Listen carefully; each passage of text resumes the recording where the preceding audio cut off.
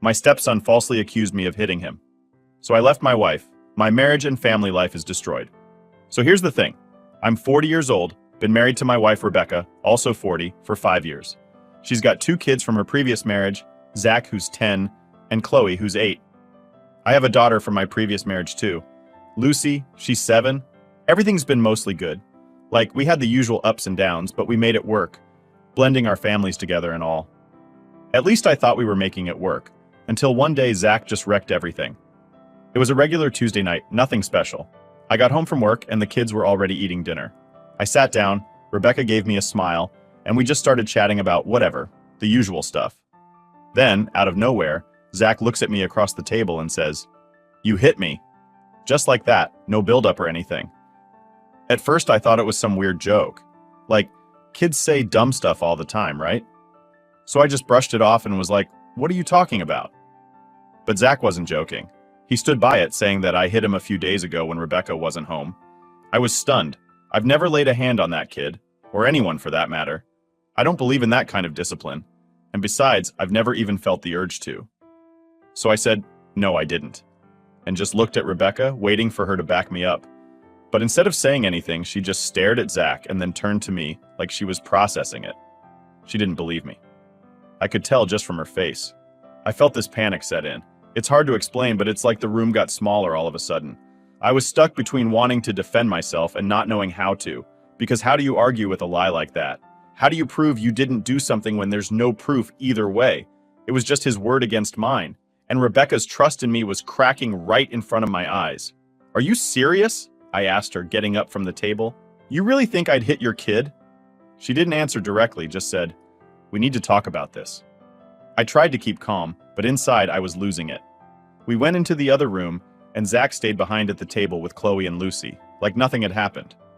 Rebecca shut the door, and that's when she started asking me straight up, "Did you hit him?" I said no, again, obviously, but she just kept pushing, asking me why Zach would lie about something like that. I had no idea. I still don't. Maybe it was attention, or maybe he was mad about something. All I knew was that I didn't do what he was accusing me of, and yet Rebecca didn't believe me. The more we went back and forth, the more defensive I got, and it just made things worse. She was in full-on mama bear mode, like I was the enemy now. Finally, I just snapped. "I'm not staying here if you think I'm some kind of abuser, Rebecca. I'm not risking my life, or my daughter's life over this." I stormed out of the house, not even knowing where I was going. I just needed air. I called my best friend Dan. I was pacing up and down the street, trying to make sense of everything. Dan's the kind of guy who doesn't sugarcoat stuff, and he wasn't having any of it. "Dude," he said, "you need to get the hell out of there. Now." I wasn't sure what to do, honestly. Like, this was my home, my family, and I didn't want to walk away. But Dan wasn't wrong either. He said, "Look, no one's going to believe you over a kid. It's not fair, but it's the way it is.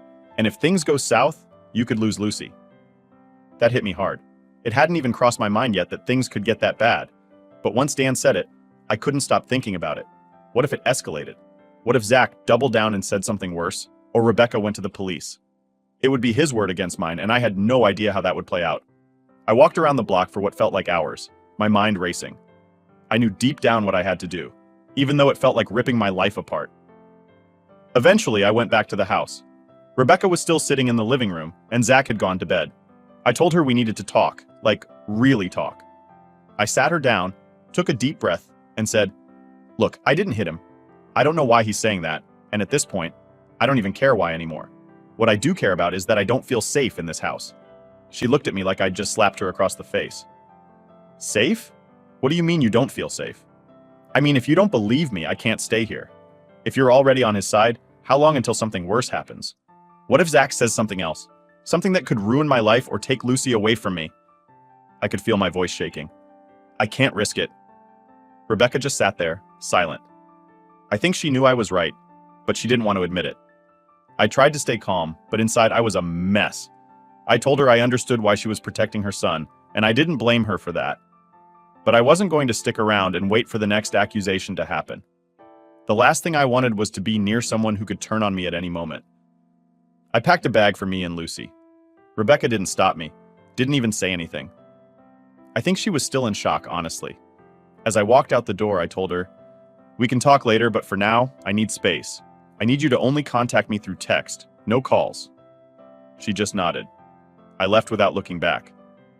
That night, Lucy and I stayed at my parents' place. I didn't tell Lucy the full story, just said we were visiting Grandma and Grandpa for a little while. I didn't sleep that night. Couldn't. My mind kept replaying the conversation over and over, wondering how we got here. How did a kid's lie destroy everything? It was like I could already see the road ahead, and it didn't look good. Things were never going to be the same. After leaving, things got really quiet. Rebecca and I barely spoke for the first few days. It's like we were both walking on eggshells. I'd hear my phone buzz with a message from her, and my stomach would drop every time, wondering what kind of crap she was going to throw at me now. But to be honest, the texts weren't anything like I expected. At first, Rebecca was all over the place. I don't blame her. I mean, one second she was pissed, then she was apologizing, and then she'd send me a wall of text asking to meet and talk things out. It was exhausting. I'd read her messages, but most of the time I didn't respond right away. I didn't know what to say. What was the point of talking in circles if she wasn't going to believe me? The weirdest thing, though, was how quickly she went from blaming me to blaming herself. It was like a switch flipped. One minute, she was saying, "I'm just trying to protect my son." And the next, it was, "Maybe I overreacted. Maybe I didn't think it through." But by then, the damage was already done. Honestly, I don't think she even knew what she wanted. Part of her was probably thinking she could smooth it over, act like things could go back to normal if we just talked. But there was no going back. Not after she looked me in the eyes and doubted me like that. The problem is, once you cross that line, you can't just uncross it. Those first few weeks after I left were brutal. I was stuck between trying to protect myself and wondering if I was doing the right thing by walking away. I missed Rebecca, sure, but every time I thought about her, I saw that moment in my head when she sided with Zach without even hearing me out. It was like this tape playing over and over in my brain, and I couldn't turn it off. Lucy adjusted way better than I thought she would. She didn't ask a lot of questions, which I was thankful for. I just told her we were staying with Grandma and Grandpa for a while, and she accepted it. Kids are way more resilient than we give them credit for. I tried to keep things as normal as possible for her. We'd go to the park, play games, keep up with her schoolwork. I wanted her life to feel steady, even though mine was unraveling. Meanwhile, Rebecca's texts kept coming in, and they started getting desperate. She was saying things like, "I miss you," and "We can fix this." But how do you fix something like that? How do you just move past the fact that she was willing to believe her son's lie without even blinking? I told her the same thing every time. I'm not coming back until I know it's safe for me and Lucy. That was the bottom line. No matter how much I missed her, I couldn't risk everything on her just deciding to trust me again. That kind of trust doesn't just snap back like a rubber band. The moment everything shifted. Then one day, about 3 weeks after I left, I get a message from Rebecca that made me freeze. It was different from all the others. She said, "I believe you now." Just like that. It was so out of the blue, I had to read it a few times to make sure I wasn't imagining it. Apparently, after I left, she started thinking more about what Zach said and how he said it. She noticed some things that didn't add up. His story kept changing, and the more she pressed him, the more inconsistencies popped up. Eventually, she realized that Zach had been lying the whole time. I should have felt relief, right? I mean, that was what I'd been waiting for. But honestly, I didn't feel relief at all. I felt angry, furious even. Like, great, now you believe me. But where was that doubt when it actually mattered? Where was that critical thinking when you were accusing me of something so serious? You believed him over me without even questioning it. And now I'm supposed to just be okay because you've suddenly figured out the truth? Rebecca apologized in her texts, over and over. She begged me to come home. She said she was sorry for not believing me, that she knew she'd messed up, and she wanted to fix things. But I wasn't so sure I wanted to be fixed anymore. I knew I had to respond, but I didn't know what to say. There was no way I could just go back, pretend like nothing happened. My trust in her was shattered. And it wasn't just about the lie, it was about the fact that she could believe something so damaging about me that easily. How do you come back from that? So I texted her back and I said, "I'm glad you believe me now, but I can't risk it happening again. I can't trust Zach. And to be honest, I don't trust you either. I don't want to live in a house where I'm constantly worried about being accused of something like that again." Her response was heartbreaking. She asked me what I wanted her to do.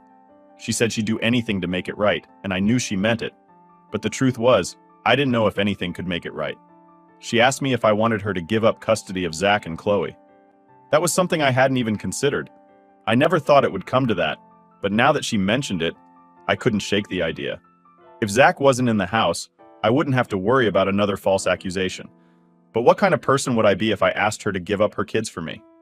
I told her I loved her, and I did. Still do in a way. But I also told her that I couldn't live in that house with her kids. I didn't trust it. I didn't trust them. I said I wasn't expecting her to give up her kids for me, but I couldn't see another way for us to move forward.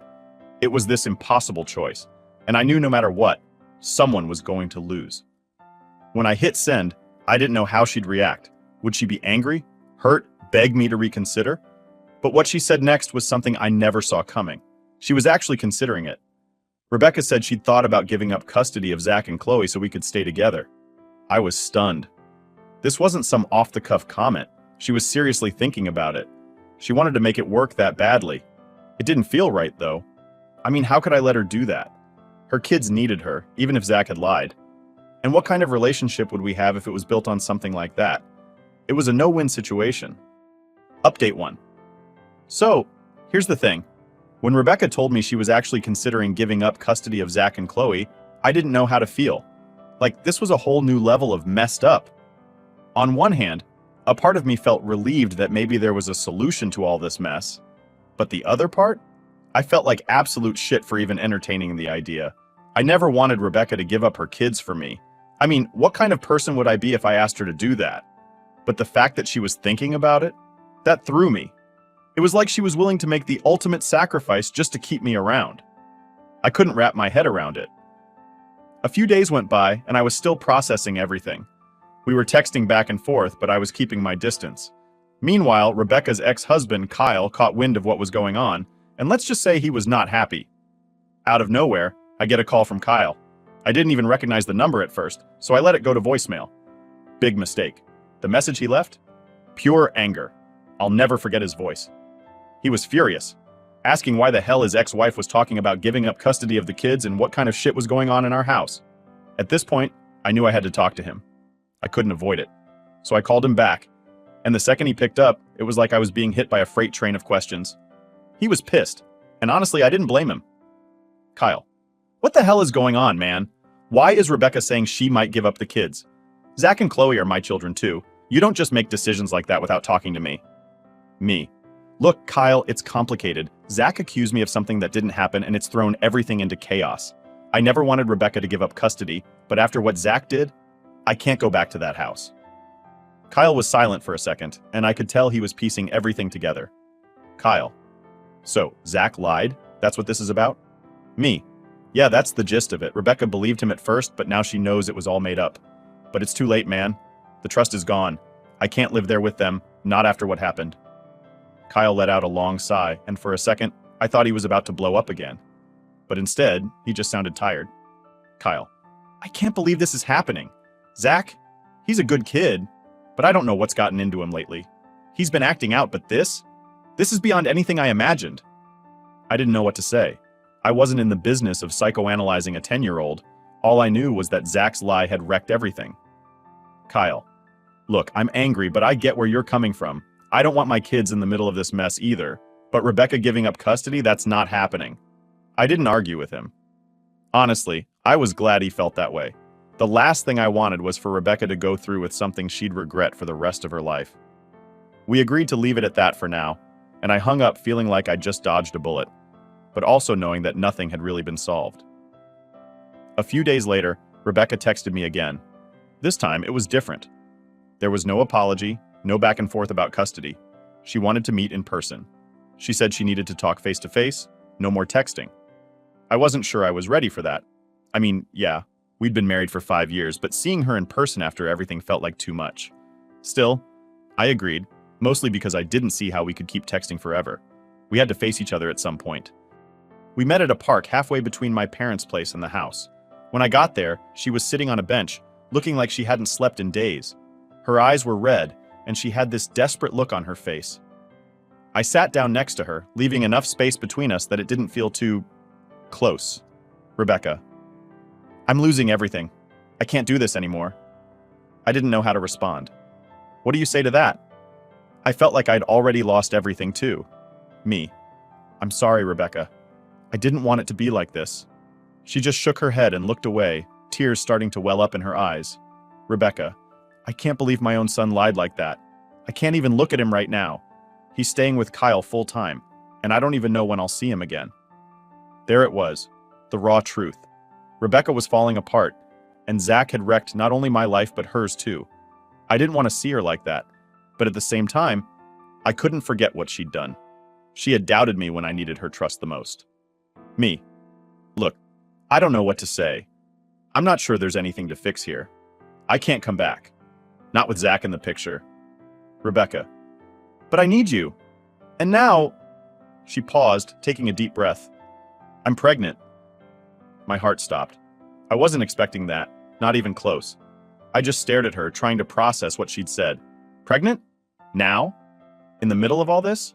Me. How far along are you? Rebecca. 12 weeks? I just found out a few days ago. I didn't even know what to say. It felt like everything had just gotten 100 times more complicated. Rebecca. I'm scared, okay? I don't want to go through this alone. I'm sorry for everything, for not believing you, for all of it, but please don't leave me now. I could see the panic in her eyes, and for a second, I felt guilty. Like maybe I was abandoning her. But then I remembered everything we'd been through, everything Zach's lie had done. This wasn't just about her anymore. It was about protecting Lucy and myself, too. Me.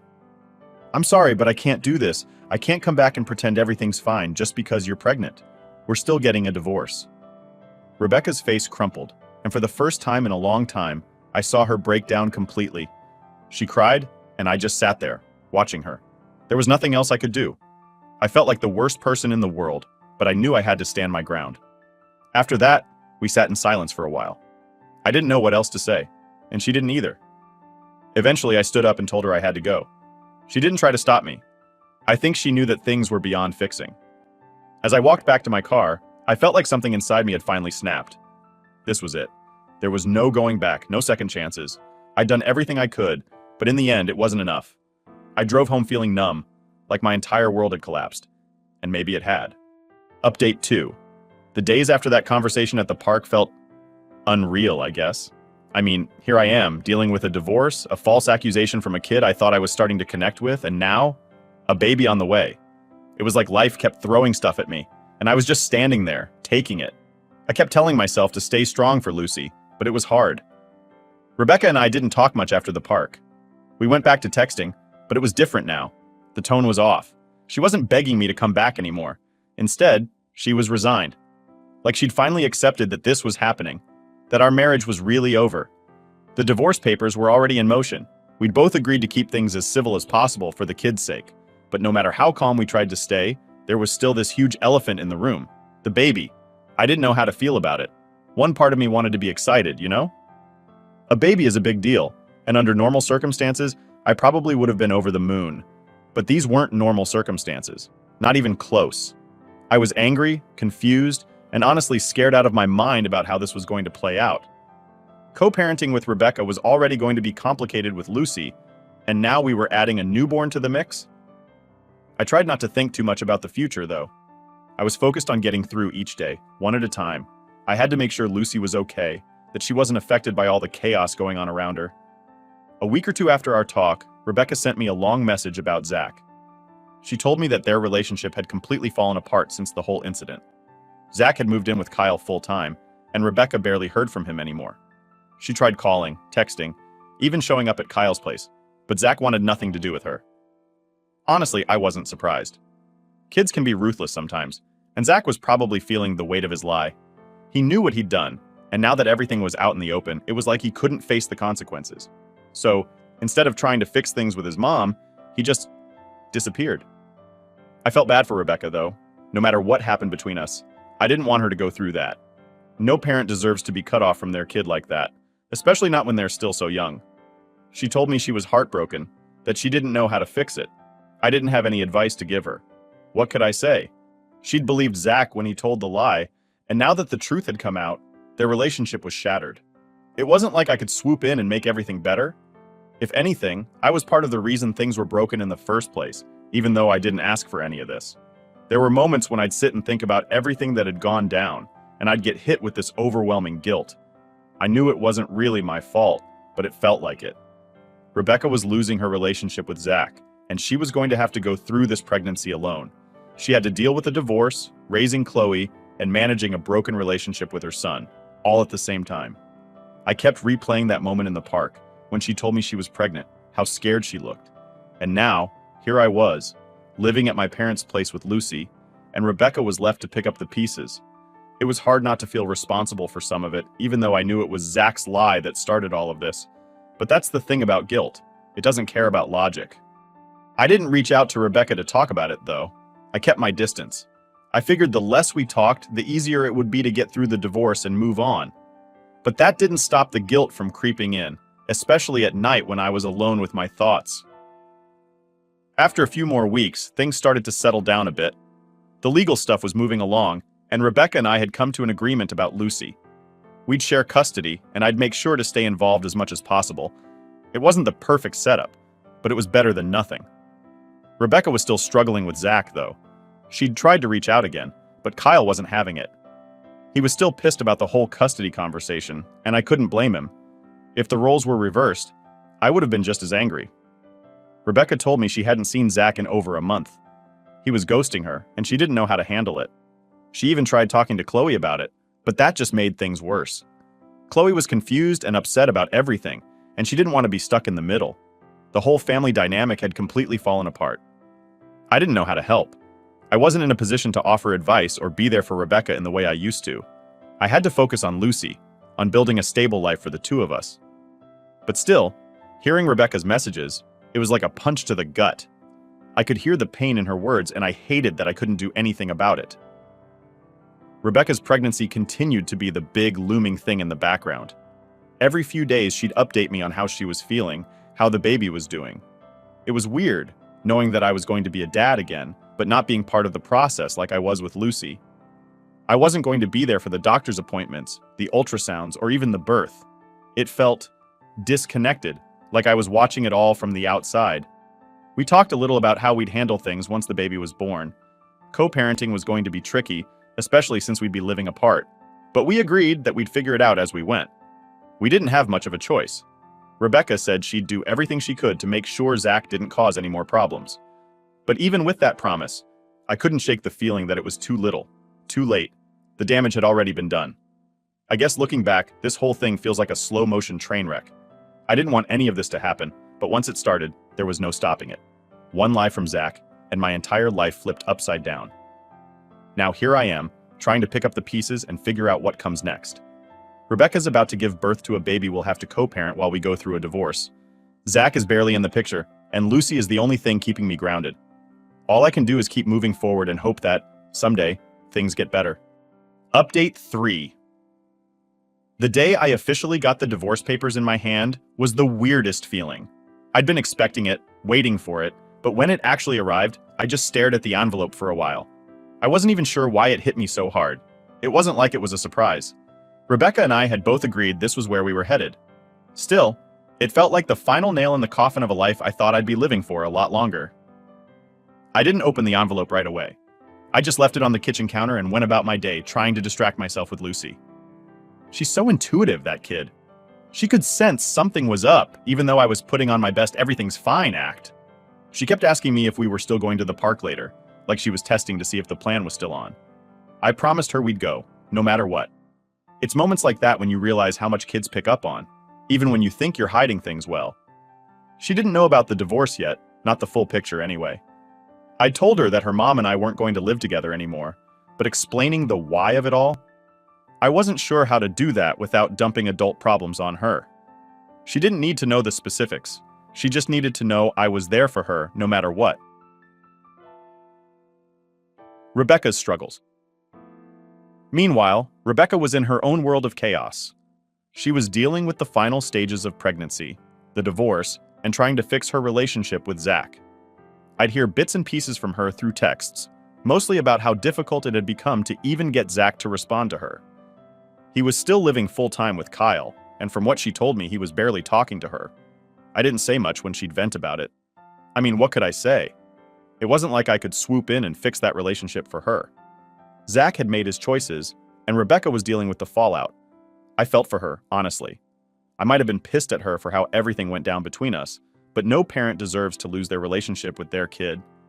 And from what I could see, Zach wasn't budging. There were even a couple of times when Rebecca hinted that maybe I could talk to Zach, try to help patch things up. But that was a non-starter for me. I told her straight up, "That's between you and him. I can't get involved." I didn't want to make things worse by sticking my nose into that mess. Zach had already made his feelings clear about me, and I wasn't about to jump into that fire again. When Rebecca's due date finally came around, I wasn't there. That was the hardest part. With Lucy, I was at the hospital, right by Rebecca's side, holding her hand the whole way through. This time, I was sitting at my parents' place, waiting for a text to let me know it was over. I'll never forget that feeling, knowing that my child was being born, but I wasn't there. I kept pacing around the house, checking my phone every 5 minutes, waiting for an update. Finally, around 3 a.m., I got the message. "He's here." It was a boy, my son. I didn't know what to feel. There was this rush of happiness. Because let's be real, a new life coming into the world is always something to celebrate. But there was also this pit in my stomach, like I was already missing out on so much. I wasn't there to hear his first cry. I wasn't there to hold him for the first time. Rebecca sent me a photo of him a little later. He was tiny, wrapped up in one of those hospital blankets with a little hat on his head. He was perfect, and I wasn't there. The first few weeks after the baby was born were complicated. Rebecca and I were trying to figure out how to co-parent, but it was messy. She needed help, but I wasn't living there anymore, and I had Lucy to think about too. There was this constant back and forth about when I could come over to see the baby, how often I'd be involved, what was fair, and all that. I went over a few times to help, but it was awkward. There was this wall between us now. We weren't just parents anymore. We were divorced parents. Every interaction was tinged with this unspoken tension, like we were both just trying to get through it without bringing up all the crap that led us here. But holding my son for the first time, that was something else. He was so small, and I just kept thinking about how much I'd missed already, even though he'd only been around for a couple of weeks. I wanted to be there for him, to be the dad he needed. But how was I going to do that from a distance? Co-parenting with Lucy was already hard enough. Adding a newborn to the mix made it feel impossible. Rebecca was still dealing with Zach's absence, and it was weighing on her. She tried to hide it, but I could see how exhausted she was. She'd talk about how she didn't know how to juggle everything, being a mom to Chloe, raising a newborn, and trying to fix things with Zach. I didn't have the answers, and I wasn't in a position to offer much support beyond being there for the baby. After a couple of months, things started to settle into a weird kind of normal. Rebecca and I worked out a routine for sharing time with the baby, and Lucy was adjusting to the new situation. I'd have Lucy with me most of the time, and then I'd go over to Rebecca's to see the baby a couple of days a week. It wasn't ideal, but we made it work. There were still plenty of moments where I felt disconnected, like I was only getting bits and pieces of my son's life. But that was the reality now. I had to accept that I couldn't be there every second, that I had to let go of the idea of a normal family. Because nothing about this was normal. Lucy, though, she was a rock star through it all. She took to being a big sister like it was second nature, and seeing her with the baby brought a little bit of light into the mess. She didn't care about the divorce or the custody stuff or any of the adult drama. All she cared about was her baby brother, and that was enough for her. Now, looking back at everything that's happened, I'm still trying to wrap my head around it. One false accusation, and everything unraveled. My marriage, my family, my life, it's all been flipped upside down. But somehow I'm still standing. I've got Lucy, I've got my son, and I'm trying to build something out of the wreckage. It's not perfect, and it probably never will be. But it's the life I've got now, and I'm doing my best to make it work.